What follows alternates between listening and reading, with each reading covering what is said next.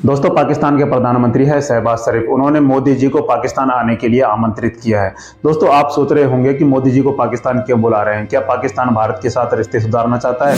क्या उसे अपनी कमियां दिखाई देने लगी है? क्या वह बर्बाद होने की कगार पर है? लेकिन दोस्तों, ऐसा बिल्कुल भी नहीं है, क्योंकि अभी अक्टूबर में एससीओ की मीटिंग होने वाली है। उस मीटिंग में भाग लेने के लिए मोदी जी को वहां पर बुलाया जा रहा है, वो भी पूरे 8 साल बाद। सन 2016 में पाकिस्तान ने जब सार्क देशों की बैठक पाकिस्तान में हुई थी, तो उस समय भी मोदी जी को आमंत्रित किया था, लेकिन मोदी जी वहां पर गए नहीं थे। हमने वहां उस बैठक का बहिष्कार किया था, जिसकी वजह से मोदी जी वहां पर नहीं गए थे। दोस्तों, अभी हाल ही में हमारी क्रिकेट टीम भी चैंपियंस ट्रॉफी खेलने के लिए मना कर चुकी है। हम पाकिस्तान जाना ही नहीं चाहते, क्योंकि वो जितना हम उनको दोस्त बनाने की सोचते हैं, उनके प्रति अच्छा व्यवहार करने की सोचते हैं, वो अपनी पीठ में ही हमेशा खंजर घोंपते हैं। दोस्तों, क्या हुआ था अटल जी के टाइम पे?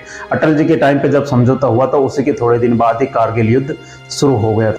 अब दोस्तों, जानते हैं एससीओ क्या है, जिसमें भाग लेने के लिए मोदी जी को पाकिस्तान बुलाया जा रहा है। दोस्तों, जानने से पहले आपसे निवेदन है कि चैनल को लाइक करें, सब्सक्राइब करें और बेल आइकन दबाना बिल्कुल ना भूलें, जिससे हमारे इन्फॉर्मेटिव वीडियो आपके पास जल्दी से जल्दी पहुंच सके। दोस्तों, एससीओ है संघाई कोऑपरेशन ऑर्गेनाइजेशन, मतलब संघाई सहयोग संगठन। इसकी स्थापना 1996 अप्रैल 1996 में हुई थी। जो 5 देश मिलकर चीन के संघाई शहर में इकट्ठा हुए, उनमें रसिया था, चाइना था और 3 मध्य एशिया के देश थे, तजाकिस्तान, कजाकिस्तान और किर्गिस्तान। इन 5 देशों ने मिलकर एक उद्देश्य निश्चित किया। वह उद्देश्य यह था कि नस्लीय भेदभाव को कम किया जाए और धार्मिक कट्टरता को कैसे खत्म किया जाए। इस उद्देश्य के साथ उन्होंने एक संगठन की स्थापना की, जिसे संघाई 5 के नाम से जाना जाता है। संघाई 5 इसलिए क्योंकि इसमें 5 देश थे और चीन के संघाई शहर में इसकी स्थापना हुई थी। इसका मुख्यालय भी संघाई में है, जिसकी वजह से इसे संघाई 5 के नाम से जाना जाता है। ये 5 देश थे जो इन संघाई से इसमें शामिल थे। अब दोस्तों, इसको आगे बढ़ाया गया 2001 में। 2001 में जब इसको आगे बढ़ाया गया, तो पहले तो ये संघाई 5 के नाम से जाना जाता था। अब 2001 में इसे एक देश और शामिल किया गया। उस देश का नाम था, मध्य एशिया का देश है वो उज्बेकिस्तान। जो भी सारे देश थे वो रूस से, रशिया से, उस समय सोवियत संघ से अलग हुए थे। दोस्तों, जो भी कोई देश अलग होता है या जो भी कोई राज्य अलग होता है, या तो वह धर्म के आधार पर होता है या जाति के आधार पर होता है, जिसकी वजह से आपस में लड़ाइयाँ होती हैं। जैसे हम देख सकते हैं कि जब भारत और पाकिस्तान 2 अलग देश बने, धर्म के आधार पर बने पाकिस्तान, तो भारत और पाकिस्तान के बीच में सदियों तक ये जो लंबी लकीरें खींची गई हैं दुश्मनी की, उसमें एक जाति आधार बनी। एक तरफ इस्लाम था, एक तरफ हिंदू था, हिंदुइज्म था दूसरा। इसी तरह से जैसे कोई राज्य बनता है, जैसे अभी भारत में भील प्रदेश की मांग हो रही है अलग राज्य बनाने की, या जैसे सन 2000 में बने झारखंड बना और छत्तीसगढ़ बना और उत्तराखंड बना, तो ये अलग अलग जैसे आदिवासी एरिया थे उनके हिसाब से अलग अलग राज्य बने। तो जब भी कोई ये देश या देश के टुकड़े होते हैं, अलग अलग देश बनते हैं, तो उसमें आपस में लगभग 90% चांस रहते हैं कि आपस में उनके बीच दुश्मनी रहे। तो उन दुश्मनी को कैसे कम किया जाए, इसका यही उद्देश्य था। जब 2001 में इसका विस्तार किया गया, तो 2001 में इसका उद्देश्य रखा गया कि उनके बाद कि जैसे आतंकवाद को कैसे खत्म किया जाए और अलगाववाद को कैसे खत्म किया जाए, धार्मिक कट्टरपंथता जो थी उसको कैसे खत्म किया जाए, और व्यापार एवं निवेश के उपाय तलाशना था। दोस्तों, इसमें एक और जो मध्य एशिया का देश था वो उज्बेकिस्तान, वो इसमें शामिल हुआ है। अब देशों की संख्या हो गई 6।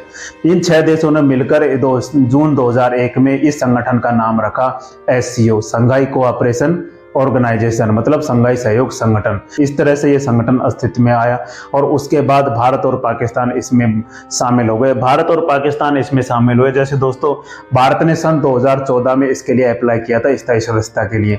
2016 में भारत को इसमें मंजूरी मिली। उसके बाद 2017 में जो अस्ताना में जो शिखर सम्मेलन हुआ था एससीओ का, उसमें भारत को मान्यता मिली। उसी के साथ पाकिस्तान को भी स्थायी सदस्य इसमें बनाया गया। इस तरह से आपसी गठबंधन बनाया गया और कुल देशों की संख्या हुई 8।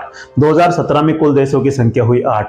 अभी फिलहाल इसमें 2 देश और मिल गए, तो 2 देश, 9वां देश बना ईरान और 10वां देश बना बेलारूस, जो अभी पिछली बार जो शिखर सम्मेलन हुआ है उसमें बेलारूस को स्थायी सदस्य के रूप में मान्यता दे दी गई है। तो अब दोस्तों, नक्शे में देखें इन देशों को, तो नक्शे में पहला हो गया चाइना, दूसरा हो गया रसिया, तीसरा कजाकिस्तान, चौथा हो गया किर्गिस्तान, 5वां हो गया तजाकिस्तान, 6वां हो गया उज्बेकिस्तान।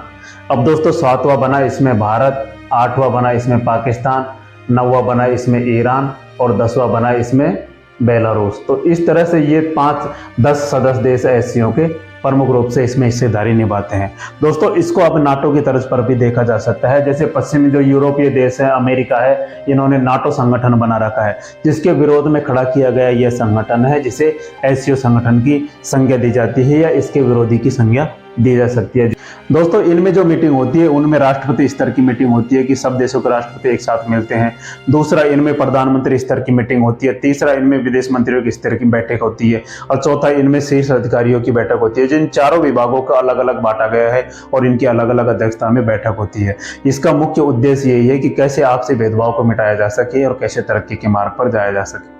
लेकिन दोस्तों इस संगठन की जो महत्ता है उस पर लगातार प्रश्न चिन्ह उठते रहे हैं, क्योंकि इस संगठन का जो उद्देश्य रखा गया था आतंकवाद को खत्म करना, धार्मिक कट्टरपंथता या अलगाववाद, वो तो पाकिस्तान में बराबर से भरे हुए हैं और पाकिस्तान तो इनको जबकि प्रमोट करता रहता है। तो दोस्तों आपको क्या लगता है कि मोदी जी को पाकिस्तान जाना चाहिए या नहीं जाना चाहिए?